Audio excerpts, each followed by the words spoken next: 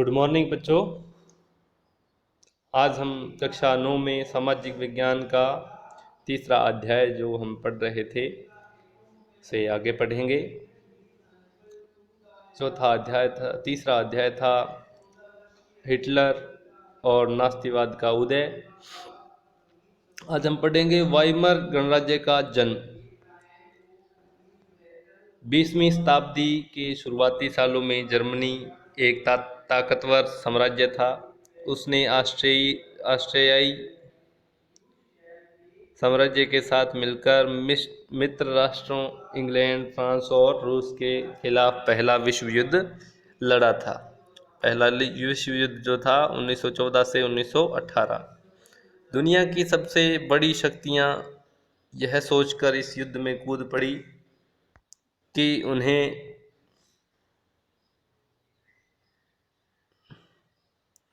जल्दी ही विजय मिल जाएगी। सभी को किसी न किसी फायदे की उम्मीद थी। उन्हें अंदाजा नहीं था कि यह युद्ध कितना लंबा खींच जाएगा और पूरे यूरोप को आर्थिक दृष्टि से निचोड़ कर रख देगा।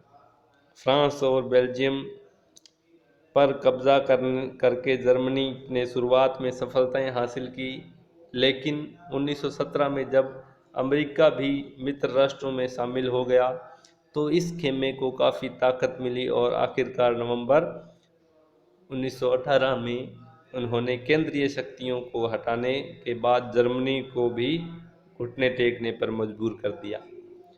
साम्राज्यवाद, जर्मनी की पराजय और सम्राट के पद त्याग ने वहां की संसदीय पार्टियों को जर्मन राजनीति व्यवस्था को एक नए सांचे में ढालने का अच्छा मौका उपलब्ध करवाया।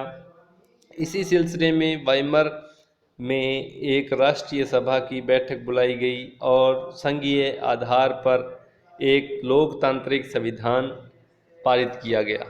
इस व्यवस्था में जर्मन संसद यानी राइक्सटैग के लिए जनप्रतिनिधियों का चुनाव किया जाने लगा। प्रतिनिधियों के निर्वाचन के लिए औरतों सहित सभी वयस्क नागरिकों को समान और सार्वभौमिक मताधिकार प्रदान किया गया। लेकिन यह नया गणराज्य खुद जर्मनी के ही बहुत सारे लोगों को रास नहीं आ रहा था। इसकी एक वजह तो यह थी कि पहले विश्व युद्ध में जर्मनी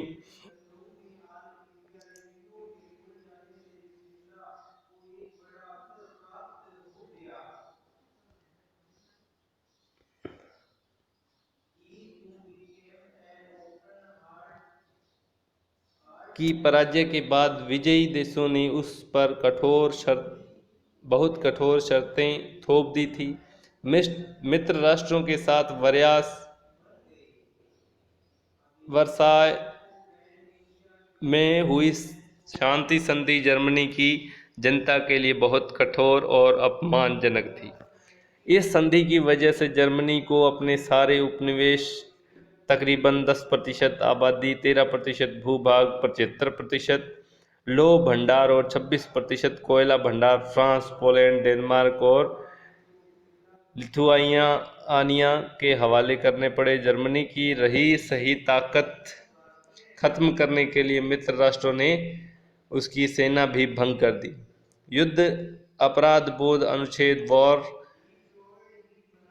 क्यूट के तहत युद्ध के कारण हुई सारी तबाही के लिए जर्मनी को जिम्मेदार ठहराया गया। इसके एवज में उस पर 6 अरब पाउंड का जुर्माना लगाया गया। खनिज संसाधनों वाले राइनलैंड पर भी 20 के दशक में ज़्यादातर मित्र राष्ट्रों का ही कब्जा रहा। बहुत सारे जर्मनों ने न केवल हार के लिए बल्कि वर्साय में हुए इस अपमान के लिए वाइमर गणराज्य को ही जिम्मेदार ठहराया। अब है युद्ध का असर। तो इस प्रथम विश्व युद्ध का कितना असर पड़ा? इस युद्ध में पूरे महाद्वीप को मनोवैज्ञानिक और आर्थिक दोनों ही स्तरों पर तोड़कर रख दिया। यूरोप कल तक कर्ज देने वाला एक महाद्वीप कहलाता था, जो युद्ध खत्म होते होते कर्जदारों का महाद्वीप बन गया। विडंबना यह थी कि पुराने साम्राज्य द्वारा किए गए अपराधों का हर्जाना नवजात वाइमर गणराज्यों से वसूल किया जा रहा था। इस गणराज्य को युद्ध में पराजय के अपराध बोध और राष्ट्रीय अपमान का बोझ तो ढोना ही पड़ा। हर्जाने चुकाने की वजह से आर्थिक स्तर पर भी वह अपंग हो चुका था। वाइमर गणराज्य के हिमायतियों में मुख्य रूप से समाजवादी, कैथोलिक और डेमोक्रेट खेमे के लोग थे। रूढ़िवादी, पुरातनपंथी, राष्ट्रवादी मिथकों की आड़ में उन्हें तरह तरह के हमलों का निशाना बनाया जाने लगा। नवंबर के अपराधी कहकर उनका खुलेआम मजाक उड़ाया जाने लगा। इस मनोदशा का 30 के दशक के शुरुआती राजनीतिक घटनाक्रम पर गहरा असर पड़ा। पहले महायुद्ध ने यूरोपीय समाज और राजनीतिक व्यवस्था पर अपनी गहरी छाप छोड़ दी। सिपाहियों को आम नागरिकों के मुकाबले ज़्यादा सम्मान दिया जाने लगा। राजनेता और प्रचारक इस बात पर जोर देने लगे कि पुरुषों को आक्रामक, ताकतवर और मर्दाना गुणों का वाला होना चाहिए।